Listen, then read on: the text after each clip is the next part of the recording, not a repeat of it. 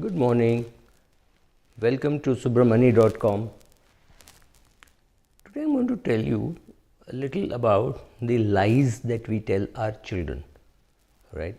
So, plenty of lies. And the worst thing is when you tell the lie, you are very happy that you've told them a lie, or maybe a little sad, or maybe you actually believe it because it is a handed down lie and you have not done the maths to check whether it is right or wrong, like telling children you must buy a house or stuff like that. We honestly believe it. It's not that we think it's a lie and we're telling that to our kids.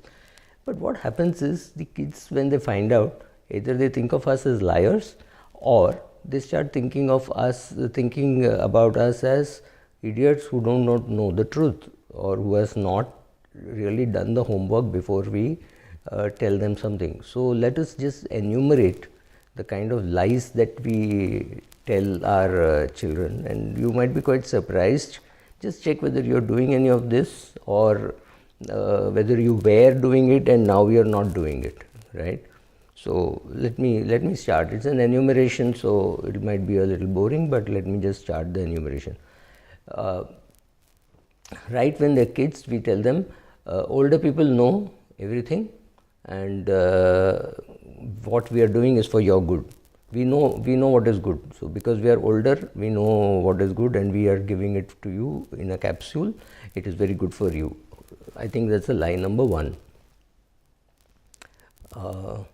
We tell them that people in power understand what they are doing and they're working in our interest. We do not teach them about conflict of interest, and that is bad. Later on, they find it difficult to understand conflict of interest.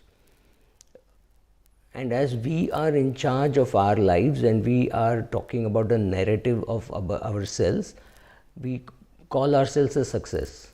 That's very easy to do because you are the narrator, right? His story. It is his story, so it cannot be bad. You're the hero, and you tell them a lot of incidents about your life as to how you wish it had happened rather than how it had happened. Kids find out. Okay, it's a matter of time when kids find out. We tell them that we are here in life because of our planning and strategy. Give me a break. Most of us, after reaching the destination, read through the route and map and said, wow, what great strategy, right? So they are able to find out because you do a lot of uncoordinated things and then you draw a line and say it was all perfectly coordinated. Like Steve Jobs said, connecting the dots. You can connect the dots only after the journey is over. Before the journey is over, you didn't even know how the journey was going to be. Go to school, go to college and learn. Wrong. That is wrong again. Go to college, go to school, develop good social skills, develop good friends. These guys are going to be with you for the rest of your life. Incidentally, you will also learn, pass exams. It's nice to get good marks, but your life does not depend only on that. Life skills are very different from exam passing skills. Another thing which we keep, either we believe or we like to tell them, is all rich and successful people, whether they are politicians or businessmen or bureaucrats, have always followed all the rules. Completely wrong. I know enough big industrialists, big businessmen who are now big, who were happily defaulting on their provident fund and TDS and using that money as working capital, not paying telephone bills till the last day when it would get disconnected. Everybody has done these things in their past. I'm not saying these are good things or bad things, but yes, it's very difficult to follow all the rules always and be successful. So behind every successful man, there will be some periods of time at the beginning or somewhere when he was not following all the rules. So let the kids have that flexibility. Rules have been made for the common good for all. Again, complete nonsense.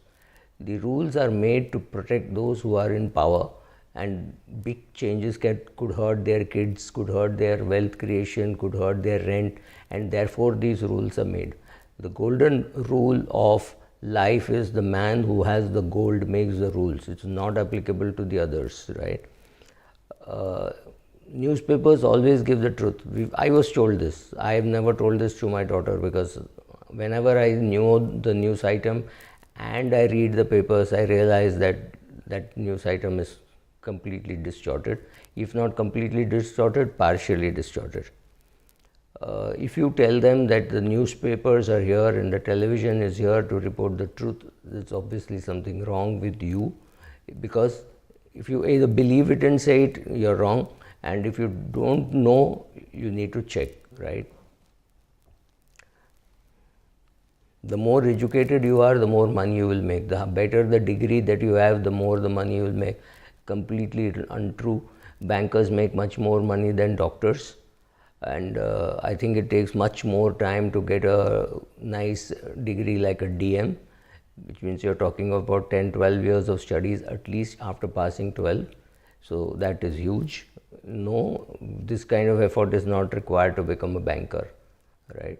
So push that away. Better the marks, better the student is something you tell them. This is partially true, because when I look at a student who has got very good marks, I look at that student and say, wow, he has taken the trouble to be good at what he is doing at that point in time. That's all. I'm not saying so therefore he is great. I'm saying he's been very focused. So I'm looking at his focus and saying he knew this was his goal, he knew what are the steps, and he has achieved it. Therefore, to me, a good academic record helps. But then I would be equally happy if he did so well in a sport or something, because again it shows focus. In fact, sports is better because it means he has also seen failure. Academically, he may not have seen failure, and that to me is very scary. I'd rather have a guy who has tried, failed, and knows how to come back. Vacations are more joyous than school days. Yes, no.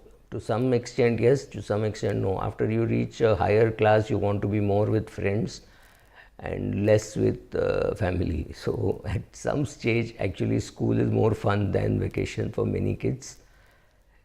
Your life depends on the marks that you get. Partially true, partially untrue. Because if you do not get those ridiculous 99.99 kind of marks, in many places you don't get invited for an interview.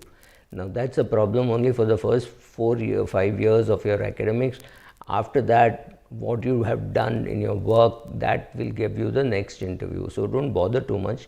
But yes, these are some of the things which we tell you. Buy a house, it's always a good investment. Again, just means that the person who is giving you this advice does not know what is a good investment, right? I think I'm done. Thank you.